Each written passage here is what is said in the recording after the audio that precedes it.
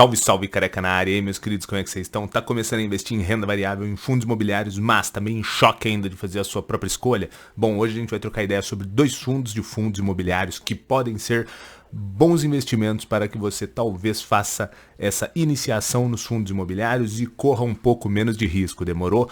Lembrando que nenhum dos fundos vão ser indicações de investimentos, mas é só um contexto educativo para ampliar a sua forma de pensar e talvez tu melhorar as suas escolhas de investimentos. Dá aquela moral no Instagram para nós lá, Careca Investidor, e bora! E como você já sabe, dá aquela moral para nós, 2 cliquinhos aí, deixa o joinha aí para nós e se inscreve aqui no Mural para dar essa força pra gente continuar seguindo esses vídeos aí. É nóis! Bom, meus queridos, por que me estimulou a fazer esse vídeo é o seguinte: muitas pessoas às vezes querem investir em renda variável, entendem que já é seu perfil e decidem iniciar por fundos imobiliários, talvez pela sensação de que eles caem menos ou sobem menos do que ações e se sentem mais confortáveis para fazer essa iniciação através de fundos imobiliários. Mas apesar deles terem essa volatilidade, ou seja, essa diferença de preço muito menor, talvez em alguns casos, do que ações, você ainda está exposto a fazer uma seleção. Você precisa saber fazer uma boa seleção desse ativo para evitar colocar sua grana em ativos ruins. Por que fundos de fundos talvez podem ser um norte para você que está iniciando? Porque o fundo de fundo, ele é o quê? Você vai ter uma gestora lá responsável por esse processo, ela vai fazer essa seleção, então assim, você vai se isentar dessa questão. Você vai ter que fazer uma seleção de quê? Do fundo de fundos que você vai entrar, para ver se realmente você gosta ali do estilo dele, se talvez ele investe mais em tijolo ou mais em fundos de papéis e tudo mais. Ver se é uma gestora que talvez tenha um bom histórico, um histórico atrativo, confiável, mas a seleção dos ativos em si vai ser feita por ela. Isso é bom por quê? Talvez no início você não tenha tanta essa competência ou essa facilidade de talvez fazer uma ótima escolha, e como você vai terceirizar esse processo, porque você vai estar investindo na gestora e ela que vai estar fazendo essa realocação de capital para você vai estar terceirizando essa parte e correndo menos risco de fazer uma escolha ruim. Então, os fundos e fundos, eles podem ser atrativos para qualquer tipo de investidor, seja ele iniciante, intermediário ou avançado, porém ele facilita um pouquinho, talvez, a iniciação nesse mercado de fundo imobiliário, trazendo um pouquinho mais de segurança para que você não perca tanta grana por talvez escolher um ativo errado, beleza? A parte ruim desse processo é que, por eles fazerem essa escolha por você, você tem que acabar aceitando o que eles querem colocar na carteira. Então, assim, se às vezes eles colocam um fundo imobiliário que você talvez não gostaria, tipo, não queria um fundo imobiliário que tem imóveis em Goiânia, por exemplo, sei lá, nada contra Goiânia, só dando um exemplo. Mas você vai ter que aceitar, porque o fundo de fundos escolheu aquilo lá. Ou a proporção, poxa, não queria ter tantos % nesse fundo aqui específico, porque ele tem só um imóvel. Paciência, vai ter que aceitar o BO. Você decidiu investir naquele fundo de fundos, vai ter que ser com ele, fechou? Então a gente vai trocar uma ideia aqui, eu vou mostrar os dois fundos e a gente vai trocando essa ideia. Então, meus queridos, esse aqui é o Status Invest, para quem não sabe. É um ótimo site para investidor iniciante, intermediário, avançado, qualquer um. Tem diversas informações para você, principalmente fazer uma prévia de suas análises e depois você decide melhor, beleza? O primeiro que eu vou estar mostrando para vocês, que é um fundo de fundos, é o BCFF. Então, por que também que eu estou mostrando eles? Porque os fundos imobiliários, eles estão pagando dividend yields interessantes, ou seja, o que é o dividend yield? É a parte do aluguel que é direcionada para você, é o seu lucro quando você investe em fundos imobiliários. Então, eles estão pagando próximo de 9 a 11%, depende de onde você coloca a sua grana, tem uns que pagam mais, outros que pagam menos. E também tem uma questão do seguinte, essa parte aqui do P sobre VP. Se você não sabe o que é, a gente tem vídeo aqui já no canal também explicando, mas isso daqui é o quê?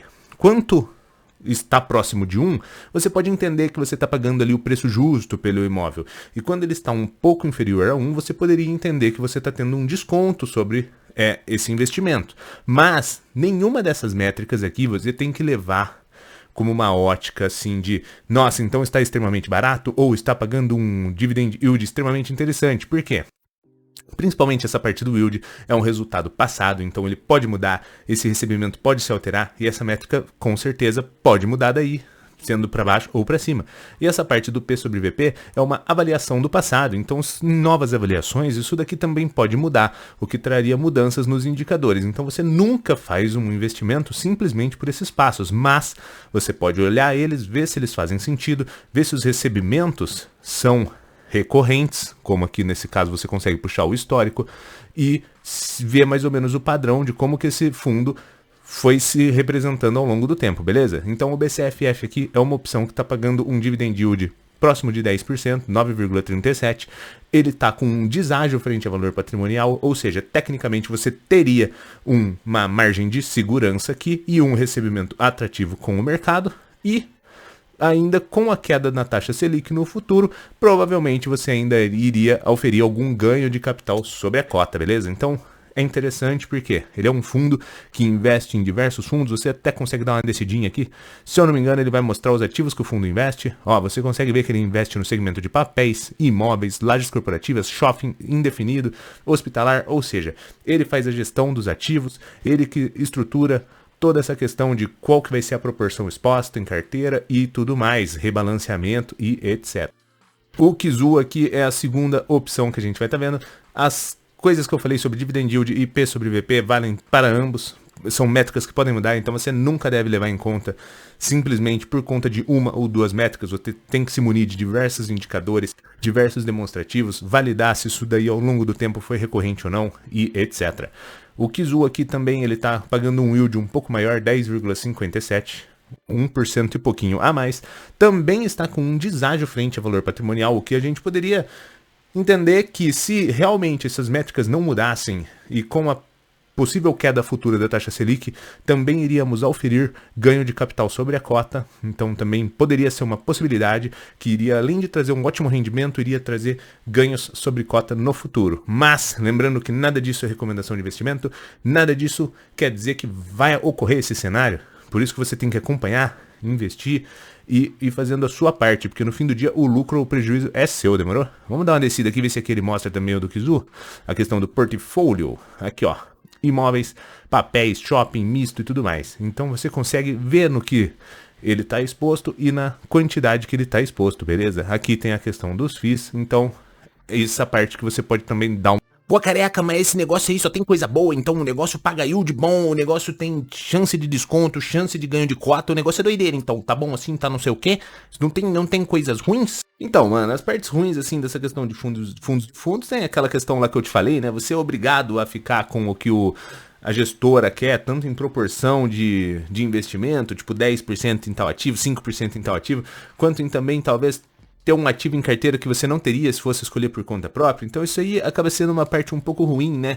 A outra parte que o pessoal não gosta muito, que o pessoal critica também bastante, é a questão de dupla taxa. Por quê? Os fundos imobiliários, eles têm uma taxa administrativa, e quando você é um fundo de fundos, faz sentido que você pagou a taxa administrativa daquele fundo, e daí como ele vem o dinheiro daquele fundo para o seu fundo de fundos, você vai pagar de novo essa taxa administrativa. Então o pessoal comenta sobre ter uma dupla taxação, mas eu não vejo sobre essa ótica, já disse em outros vídeos, porque eu acredito que quem escolhe investir em fundos de fundos, ele está entendendo esse contexto de uma terceirização de serviço, ou seja, eu vejo a primeira taxa administrativa como de fato uma taxa administrativa sim, pela administração daquele processo, e essa segunda, eu vejo ela como uma taxa administrativa na questão de gerenciamento de portfólio, rebalanceamento de portfólio, gestão de risco da carteira. Então, assim, tem duplas taxas? Tem, mas também tem um serviço sendo prestado e gerado por trás disso. Então eu não vejo como sendo uma besteira de tipo assim, tu perder. É óbvio que você não deve aceitar pagar qualquer tipo de taxa, mas essa não seria uma dupla taxação, e sim uma dupla prestação de serviço. Numa ponta uma gestão ali dos imóveis e na outra ponta uma gestão de carteira. Eu vejo por essa ótica. Não sei se eu tô certo ou não, vê aí se você acha que faz sentido e deixa aqui nos comentários também se você tiver algum ponto de luz pra gente trocar essa ideia. Então deixa o like aí, se inscreve no canal, dá essa moral pra nós, manda um joinha aí, se inscreve lá no canal, no Instagram Careca Investidor e era isso e valeu!